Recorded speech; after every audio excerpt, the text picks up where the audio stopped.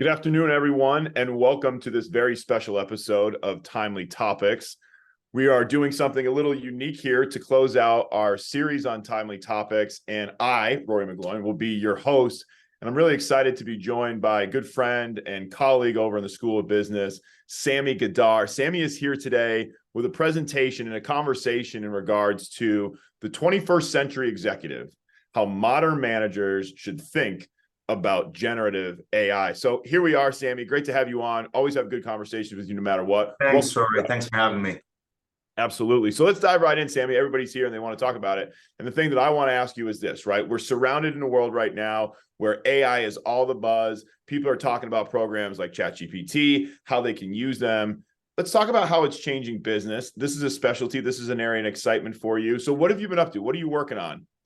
So for the past year, since GPT came out, I've been, to be honest, very much fascinated by this technology and by generative AI in general. And I've been sort of tinkering around with that, not necessarily just like the large language models, so GPT, but more sort of the broader range of models and algorithms that are capable of generating this new content in different forms, whether it's images, music, text, depending on the specific use case here. I think this is a great opportunity, really, just as an educator, to see how this is something that we can integrate, I would say, into our classrooms, into our courses, where we could rethink, I would say, some of the objectives. Is there a way to integrate large language models, have it be part of assignments, have it be part of sort of the everyday classroom, in order to sort of prep students for the real world, where a lot of companies are using it? Yeah, so let's talk about that for a second, right? We work here in the state of Connecticut. We understand the importance of our engineering and manufacturing firms, right? And obviously, data drives decision makings. You're a strategy professor, you know that quite well. I want to talk a little bit about the future of work, right? Because you just talked about the intersection there, right? So can it help us in our day-to-day operations? 100%. Is it changing the way that boards and CEOs are going to have to start strategizing? And then how's that going to impact the future of work? I mean, do the jobs that exist today, are they going away? And what's your take on not just the adoption of AI, but its role in how it's going to influence the strategy for the future of businesses? Great question. So if we really take a step back, when we think generative AI, the first thing we think of is ChatGPT. That's because when you go to any media outlets, they try to interchangeably use ChatGPT and generative AI. One thing I just want to make clear here is that GPT is just an application that uses one form of generative AI, which is the large language model. And even though they're very much related, generative AI sort of is the big umbrella, I would say, and that encompasses all those models, all those algorithms, of which one is large language models that are very much focused and primarily designed for natural language processing. And that's where GPT lies. That said, it's important here, I would say, to dichotomize or try to create this differentiation between two things: the actual objective benefits to companies, and then the hype.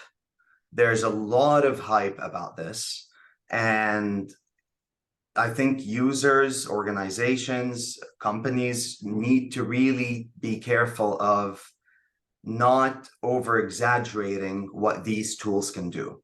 At the end of the day, generative AI is not real AI. It's not real artificial intelligence. It is based on massive models that have been trained using data sets. It could be text as data, it could be images as data, and because the data set is so large and they're trained on a massive data set, what ends up happening is that what it generates in responses tends to be very much human-like. So we end up mistaking that for artificial intelligence. It's not really artificial intelligence. It's just a very complex model that is trying to ascertain the probability and trying to ascertain really what we're asking there. Yeah. Now, the fascination here, the most amazing thing about it is that because it's trained on a massive data set, most of the time, and now I'm just going to focus on GPT specifically and large language models, as you interact with that tool, it continues learning from you. And then you like, instead of coding what you want, the innovation here really is the human-like language. It uses natural language. So anyone, whether you have coding skills or you don't have coding skills, any age, any level within the organization, you have access to this. So basically, in a way, it is really democratizing access to these tools. In the past, getting access to these tools required you to develop a very complex skill set related to coding, and that's how you could use it. Now, it's basically available to everyone. So that said, if we are really talking here about the benefits, it's important to try and view these models as, I would say, complements to our skill sets, complements to the workflow. One thing that you asked, Rory, are we going to see that some jobs going away? I don't think so. Until there's real AI that is replacing jobs, I don't think it's realistic to assume, oh, the jobs are going to go away. So that's really part of the hype. Because the human factor and the human interaction with these tools is still necessary. At the end of the day, it's just data, it's spewing out data. And this brings out sort of one of the risks here, that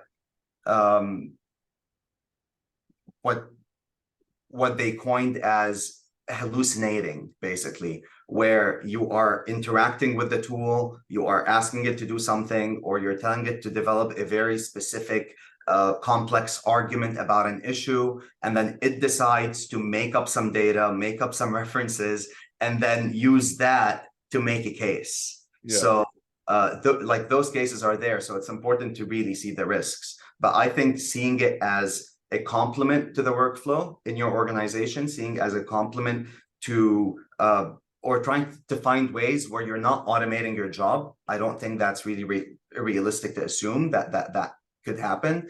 You're basically automating those mundane tasks, those very repetitive tasks that could make you more efficient at your job, more productive, and will give you some time to focus more on the strategy, the decision-making, the problem solving, if that makes sense.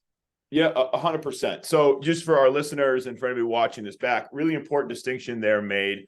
A lot of what we think about, or maybe household coining the term of AI, really probably isn't. I think that we could look at ChatGPT really as a software supplement, right? It's the new age. It's the new age of the Windows and the operating systems, and it's just how we're going to interface and gain access to information that's there. One of the things that stands out to me in your answer is that it's relying on large data sets. It identifies trends in what other people have searched, what other people have maybe led to say it's credible or accurate, and then it's pulling that data. And one of the things that we know about business strategy is that sometimes it's important to zig if everybody else is zagging. So if you're relying on AI for some of your strategy, it's entirely possible that you're simply following the trends. If the trends are going in the right direction, that's good. If the trends aren't going in the right direction, that could be potentially troublesome too. I know that strategy is a place that you've spent a lot of time in previous years and obviously talking and thinking about. So can you talk specifically about maybe how AI could be potentially useful going forward? Where does it benefit strategy? Or maybe in your opinion, where does it potentially hinder the development of strategy? Yeah, so I don't really seeing it as hindering the development of strategy unless the use case, like you're not using it properly. So I would say strategists, managers, middle-level managers should really know what its potential is, the potential use cases on a case-by-case basis within an organization, based the industry that it operates on, like based on the industry it operates in, and from there tinker with it, really try to see what is our workflow like, how are we developing strategy? What are we missing? Is there anything in there that could help us be, I guess, more nimble, more efficient? So it actually helps big time with efficiency. And it really depends on the industry. For example, if you think of, let's see, industries where creativity is super important. If we're thinking of marketing, chief marketing officers, creativity, creative thinking, coming up with unconventional ideas, solutions, like that is part of the day-to-day job of marketing strategy, or someone that is responsible for the marketing strategy of the firm. And like more often than not, we have these creative blocks. And the way you can use something like this is because it's so user-friendly, and what it can serve as here is a tool for inspiration. So it can assist chief marketing officers, let's say, to overcome those creative blocks, and encourages them to explore fresh approaches to their work. So think of it as like working as part of a team, you know, like you are conversing with your team, going back and forth. What are we going to do? Are we going to do it this way, that way? But there's this other company. How will we gain that competitive advantage? So as it's basically that, and that is what is great about it. One thing that I think of now is McKinsey. McKinsey brought in to their offices 12 chief marketing officers this past year, a few months ago. And what they did is that they want to really see how these CMOs use AI. So they put them all in one room, and they were like, we want you to come up with brand new, sort of personalized, individualized marketing campaigns for each of your companies with the help of generative AI. And they sat in that room for 2 hours. And to be honest, McKinsey was a little bit worried, because what if this ends up being a flop, you know? So what ended up happening is that they were actually super fascinated by this, and they realized how like what the benefits of using such a tool is, interacting with such a tool. So what it did is that they found it to enhance their creative thinking. It sort of expanded that realm of different possibilities and helped them explore ideas, solutions that they didn't think of before. But then you have their skill set, and you have that idea generation on the ChatGPT large language model side that actually helped them produce very much personalized, individualized marketing campaign per company, and did it beautifully well, and within 2 hours. So that is the efficiency that we're talking about. And that's why when you when we read about generative AI and, oh, this is a market that is worth, I don't know, $600 million for it, like you see all these massive numbers, massive projections about the size of this market or the economic impact. I think I read in a Goldman Sachs report the other day, the economic impact is something like $2 trillion. Those forecasts, I'm going to take them with a grain of salt, to be honest. Because up to this, because they are exactly what they are. They are forecasts based on that. And what they're trying to do here is trying to quantify that efficiency and how that efficiency can lead to more productivity, aka better firm performance, better competition, all of that. But it's still important to have managers, have the C-suite level, really, the decision makers within the firm, get acquainted with this technology over time, get to know the benefits, but also some of the risks. Because if you think of some industries, such as, let's say, within law firms, okay, this would be problematic. I mean, even though for law firms, let's say that they use generative AI to be more efficient, and they could. I mean, if you go to any corporate lawyer and ask them to review a contract, a revision of a contract, let's say that contract between two companies is 100 pages. How long will it take that lawyer? Quite a bit, you know? But imagine you feed that contract into a platform such as ChatGPT, or if you have an API integrated within some of the programs that you use within your law firm, it can spew out the analysis and find any inconsistencies, anything that they're looking for quite quickly. Now, this brings up sort of one issue is, what about attorney-client privilege here? Are we sharing very specific sensitive data about our clients with this platform? So now the next question is, if we are to integrate it, or if we are to use it, if we see the benefits of it as a company, should we be integrating it or just using the application, so GPT, where we are agreeing and consenting to sharing our information there? Or should we have it be in the form of an API integration? So basically, like a partnership with a company that has access to something like this, and then you build the API into your program, and then anything you share with the API basically stays with you within the firm. Or third option, should we be building this from the ground up, maybe in partnership with another company, where we actually build a generative AI model that is very specific to our firm and have it be in-house?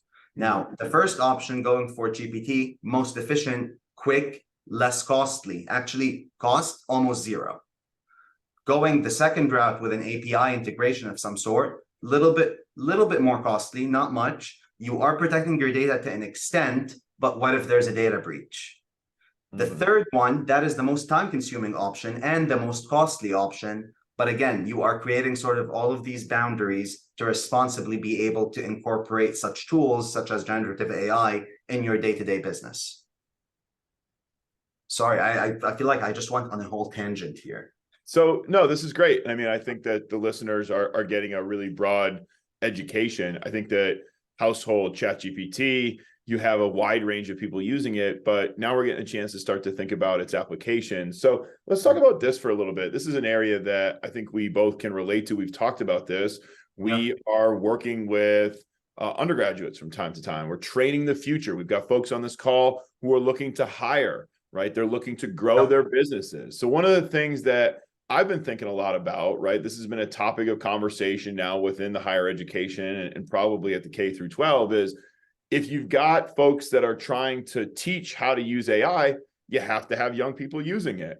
But there's also the other side of how do you grow the critical skills of reading, writing, the ability to extract, to utilize inferential statistics, to be able to make sound conclusions, to be able to develop intuition, et cetera. That comes from experience. In your story earlier, you talked about bringing CEOs and CMOs into a room who likely had potentially decades of experience to use their experience and to be able to kind of showcase that there's value there. However, if you take somebody today who doesn't necessarily develop those skills and they rely on AI as their supplement, potentially problematic. I don't know. Seems like there's an opportunity for debate there. You work with undergraduates. You're trying to teach the next generation. You're certainly going to be relatively pro using AI so we can understand how to use it. Where do you fall on this? How do we integrate and how do we develop, but how do we maintain some of those critical skills? So that is an excellent question. And that is sort of part of what I'm trying to develop here, just from in education at the undergrad level. One thing I noticed is, so part of the pushback against AI by some education institutions and some departments is, if we allow this technology to enter the classroom somehow, that will limit critical skills, argument development, all of that, writing skills, whatnot. Now, let me ask you this. What if it's very clear that, so what are we testing them on? So the same way when the calculator entered the classroom back in the day in math, we had to sort of adjust the testing metrics, and we had to adjust what we're testing them on. It was no longer about calculating 2 + 2. It was a little bit more advanced, where the calculator became sort of a complement to completing the problem, to solving the problem.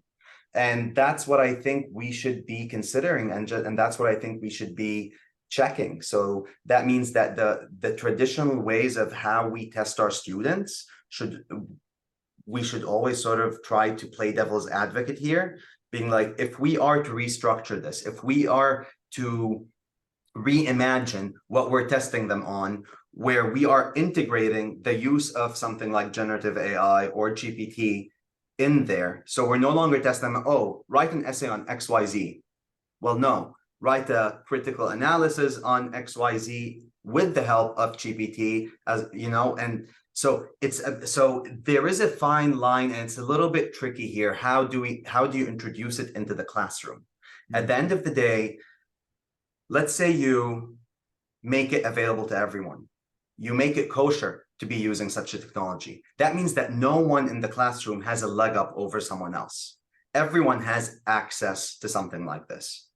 So if that is the foundation, everyone has access, that means that everything that they submit, that what really differentiates it, each submission, is that human factor. It's what they are adding, which is why I sort of say, do not look at these tools as a replacement. Do not look at them as a substitute. The only way that you can really augment your skill set, make it better, improve it, is by bringing in your skills, using those skills, and then feeding some of really what you want to be said into something like a generative AI model, and then going back and forth and improving it. So the final product is your work, but it's your work augmented. It's your work on steroids. Yeah, you know, I think there's a great critical debate here. It introduces a unique conundrum, right? And I'm just going to kind 100%, of for the listeners to bring home and to enjoy this evening with their friends and families, right? Because one of the things that stands out is the calculator example is brilliant, right? So we even the playing field and we say everybody's got a calculator. Everybody has access to a generative AI. Okay. And then we say what separates you is your own intuitions, as you're referring to them as skills. And what's going through my mind, though, is thinking about, well, so the emphasis on skill development now actually needs to go beyond the use of those programs. And I'm going to sit here and say, as a business communication specialist, right, who gets excited about the ability to listen, right, to kind of make inferences based on what you think somebody needs, wants, what their abilities are, to adjust a message accordingly. I'm saying, hey, maybe this is great. We even the playing field, we give everybody AI, because what's going to separate, right, the winners in business potentially from the losers might be their ability to go back and rely on some pretty basic communication or business communication skills. Can they listen? Can they infer? Can they adjust? There's no point in me saying, I can send Sami all the generative AI content I want, but if it's not what he's interested in, if it doesn't motivate or inspire, it doesn't matter. So, but there's an interesting conundrum there, because it's easy for you and I to sit here maybe because we didn't grow up with ChatGPT, right? It wasn't something that was in our back pocket. We had calculators, right? We're at least that old. But one of the things is, like, you know, kind of as you look to sign off on this topic, what's your responsibility? What's the responsibility of today's instructors, of today's leaders in the classroom? What do you think is the future for educators to be able to make that balance? How do you feel like we should go about this for the next 20 or 30 years? Yeah. So I think a starting point, I do believe that we have a responsibility to educate our students on these tools. These tools are being used in organizations. I think they should be going out to market knowing how to use them properly, because it's so easy to fall for sort of the wrong use answer there, if that makes sense. So you want to start with really highlighting some of the pitfalls, the risks of using them. Start with the negative externalities of using them improperly. What does that lead to? Make it very clear, and then sort of give them, I would say, a roadmap for how to use them properly, help it augment. It's just about envisioning it not as a tool that is just taking over the human factor, taking over your intuition, because you mentioned intuition, taking over your critical thinking skills. It's just augmenting it. And it's about a change of mindset, how you approach such a tool.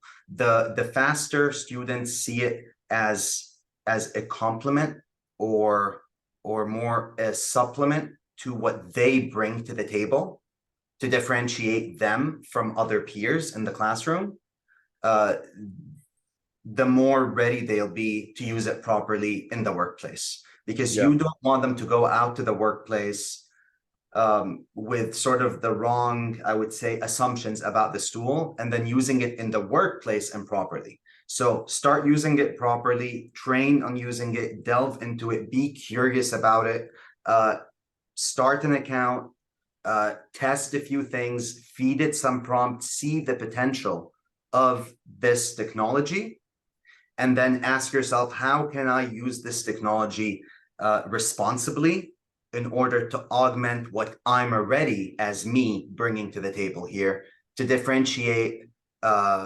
really my offering to the market, and to give me some sort of a leg up over other candidates in this competitive landscape that is the job market, if that makes sense. Yeah, I mean, a really fascinating place for us to probably wrap up our conversation today. You use the word responsibility. Clearly, what I hear you saying is that we're going to have to probably start thinking about what are the ethical conducts of using this? And probably just like as Facebook grew very, very quickly in the social network space, they grew and then they had to backtrack to figure out what would be their ethical or moral dilemmas that they would face. Chances are we're probably heading in that direction as well with some of these generative AIs. Sami is an assistant professor in residence and just an all-around rock star over there for the School of Business. Thanks for having us on, Sami. Really, really appreciate getting a chance to have this conversation with you today. Thanks for having me, Rory. Really appreciate it. Absolutely. So we'd love to see all of our friends and CCEI family join us for our next Timely Topics, which will be Empowered Women Empower Women, the positive influence of mentors on women leaders. That'll be taking place on Thursday, the 19th of October at noon. That will be hosted by Jen Matthew, our executive director. We want to wish everybody a great rest of their week. Thanks for tuning in, and we look forward to seeing you at a future Timely Topics. Take care.